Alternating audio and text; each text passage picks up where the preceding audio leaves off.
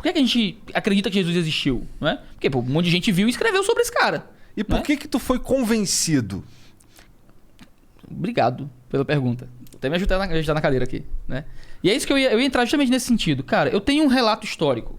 Imagina, se eu digo assim, galera, tem uma bomba debaixo da mesa aqui. Tem uma bomba. O que é que você faz alguma coisa com isso? Você averigua se a bomba tá mesmo, ou você confia no que eu tô dizendo. Eita, o Iago é uma fonte confiável, ele não ia dizer isso só de sacanagem, e a gente confia na fonte, né? A gente, quando recebe uma informação, a gente faz alguma coisa com ela, geralmente. Eu tenho um documento. Esse documento foi escrito por alguém, sobre outro alguém, né? Esse documento é o Novo Testamento. Esse Novo Testamento fala que teve um caba que nasceu, viveu, fez um monte de coisa impossível pro ser humano, ressuscitou morto, curou aleijado, pregou o evangelho pros pobres, é o que tá escrito lá, né? E esse cara dizia que era Deus. 4 livros diferentes. É, né? Mateus, Marcos, Lucas e João, né? São os 4 relatos do evangelho, que apresentam Jesus de uma perspectiva complementar, mas o Mateus está mais voltado para convencer os judeus, João mais voltado para convencer os gregos, Lucas fala um pouco mais do aspecto dos ensinos de Jesus, Marcos da história de Jesus. Então existe motivos para existirem 4, representam perspectivas um pouco a públicos diferentes, digamos assim, né? Então a gente tem esses evangelhos dizendo isso. Fora Paulo, fora Pedro, fora os apóstolos que escreveram outras coisas e tal. Um outro documento histórico que cita um Jesus que existiu e tudo mais. Então a gente tem esses relatos. Esses relatos foram escritos para dizer que teve um cara que dizia que era Deus, que ele ia levar os meus pecados, que ia me juntar com Deus, que ia limpar toda a maldade do meu coração. Eu ia continuar sendo um pecador miserável, mas que por causa da justiça dele, eu ia poder ser unido novamente ao Senhor. É isso que o cara disse. O cara morreu e ressuscitou para provar isso. É o que o relato diz. É um relato que, se eu acreditar nele, eu tenho que acreditar que que Jesus é Deus, que Deus é pessoal, esse negócio todo que a gente está conversando. Se eu acredito no relato, como está lá, eu preciso acreditar no cristianismo corrente, né, e ortodoxo. A não ser que eu tente... não, mas o relato talvez não signifique isso. E esse eu acho que é o problema. É mais coerente para mim ser um cristão e crer na Bíblia de forma tradicional, ou ser um ateu, mas achar a Bíblia é falsa. Ponto. Entendeu? Tentar olhar para a Bíblia e dizer não... Não, então, pode ter o meio do caminho? Então, o meio do caminho pode ser... Eu acho que a Bíblia é valiosa. Eu acho que culturalmente ela representou uma crença de um tempo e tal, mas eu não creio nela. Também é uma possibilidade. Tentar reinterpretar a Bíblia para significar alguma outra coisa diferente, um Jesus que na verdade era, mas não era... Isso é usar o texto como quiser. Eu acho que isso a gente não consegue fazer de uma forma que respeite o texto e a arte da interpretação. Mas a gente lendo a Bíblia, a gente...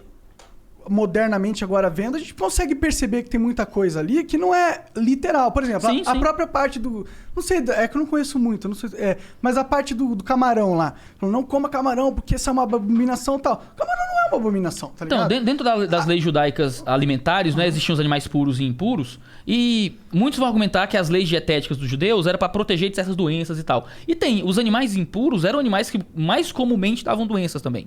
Mas é porque você acha que isso é uma coincidência? Então, a lei mosaica, ela tinha uma função também de criar um padrão de impureza cerimonial.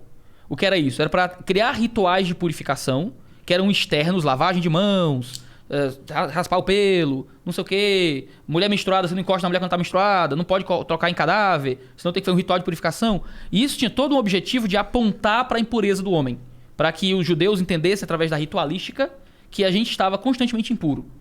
Para quê? Para apontar ao homem a ideia de que ele precisava de que alguém o purificasse, que era justamente o Messias que viria, que seria Cristo e tudo mais. Então, o simbolismo disso tudo, e que muda, hoje a gente pode comer camarão tranquilamente no cristianismo, né? Mas havia um momento histórico em que Deus cria um ambiente ritual para transmitir uma expectativa de pureza que havia de vir. Sim, mas aí tá claro que na Bíblia tem alegorias ou tem coisas que elas não necessariamente estão ali por um propósito literal. Não é bem uma alegoria porque eles realmente não podiam comer aquilo, sabe? Entendeu? É o que eu quero dizer. Entendi.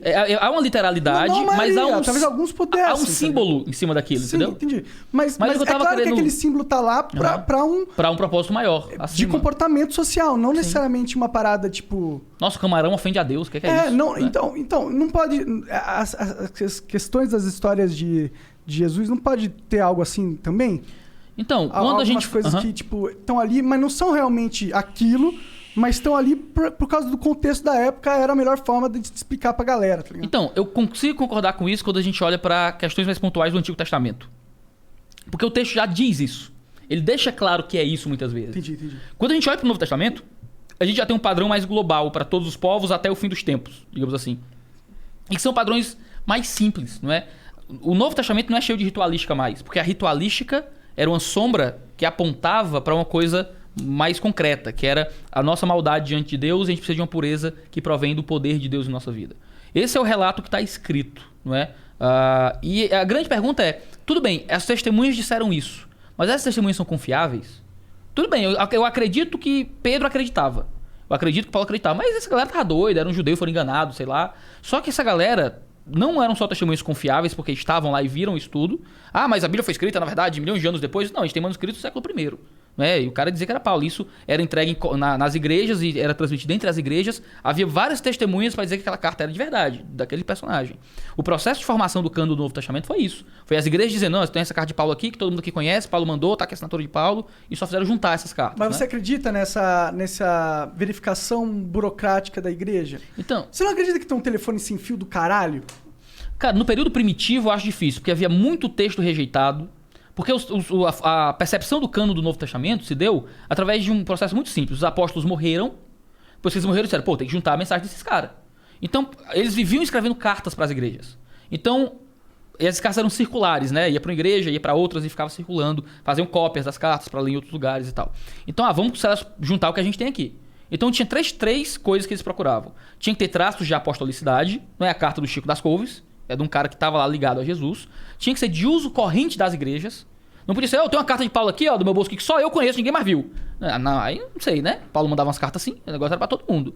E tinha que ter coerência interna e externa. Os textos tinham que estar dentro daquele corpo de doutrina que era comum e conhecido de todo mundo. Esse é um processo muito simples. O monarca morre. E, pô, cara, monarca, vamos juntar aqui todas as entrevistas do monarca.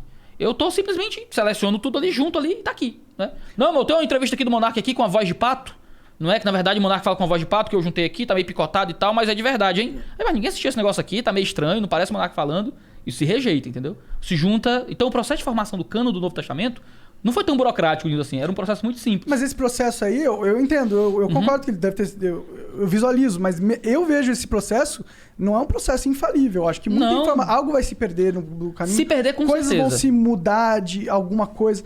Eu não sei, o meu ponto, meu argumento é... Eu tô construindo aqui a resposta. Claro, meu argumento... Desculpa. Não, tudo bem, o flow é isso, eu sei. O meu argumento é difícil você pegar e falar que em 2000 anos... a mesma mensagem de 2000 anos atrás se manteve 100% fiel do que era até agora. Eu acho que é, impossível. Você acha que o texto se perdeu? Alguns textos se perderam, algumas coisas foram colocadas que não eram canon, ligado? Até, porra, você tem Star Wars aí, né? Que é uma puta história. Aí os caras pegam, compram a licença e lançam outra parada do Star Wars, de repente tem 20 histórias do Star Wars, aí um cara que é fã pega e cria uma fanfiction do Star Wars... Imagina isso em 2000 anos, e sem internet, sem digitalizar, sem ter carta, tudo de boca a boca. Eu duvido. Não, carta tinha. Mas mesmo assim, muitas cartas se perderam. Sim, mas se perdeu, certamente se perdeu várias coisas. E vai saber quem transcreveu, se transcreveu certo, às vezes errou. Sim. Não de propósito, entendeu? Só esse é o único argumento. Assim. Existe uma ciência que lida justamente com isso, se chama crítica textual. Né? Você tem ali as cartas do Novo Testamento e elas são copiadas, né? E copiadas e recopiadas. E existe hoje a capacidade de a gente remontar o Novo Testamento através de todas essas cópias. Como documento histórico, o Novo Testamento é o documento mais historicamente confiável do mundo. Segundo as associações que registram o número de manuscritos do Novo Testamento, a gente tem cerca de 6 mil manuscritos gregos do Novo Testamento. Dá alguns milhões de páginas de Novo Testamento. O segundo documento grego, documento antigo, com maior número de cópias, se não me engano, tem 100 e poucas. Né? Fora isso, fora as cópias gregas, a gente tem as cópias cóptas, a gente tem as cópias para o latim, tem os comentários que os primeiros pastores faziam dos textos das cartas. A gente consegue remontar todo o Novo Testamento só dos comentários só das pregações que faziam em cima do texto. Né? Então, outros julgam que juntando todos os manuscritos, a gente tem mais de 100 mil manuscritos do Novo Testamento, só do Novo Testamento. Isso é o documento histórico com a maior possibilidade de verificação de fonte que existe no mundo. Então, quando diz, esses manuscritos existem. Existem. Tem uma instituição americana que está digitalizando todos eles. Eles estão meio espalhados pelo mundo, em bibliotecas diferentes. E hoje em dia você acessa vários deles na internet. Da hora isso. Legal. Então eu entro, olho lá e tal, e confiro. Existem diferenças entre alguns manuscritos. Tu diz, mas o cara copiou errado. E sim, você pega os manuscritos e um pulou uma palavra que o outro não tem. Tá, um escreveu uma palavra errado. Um tentou corrigir um negócio que ele achou que estava meio errado e botou assim. Só que a gente tem tanta cópia que é fácil averiguar a origem da... qual é o texto original.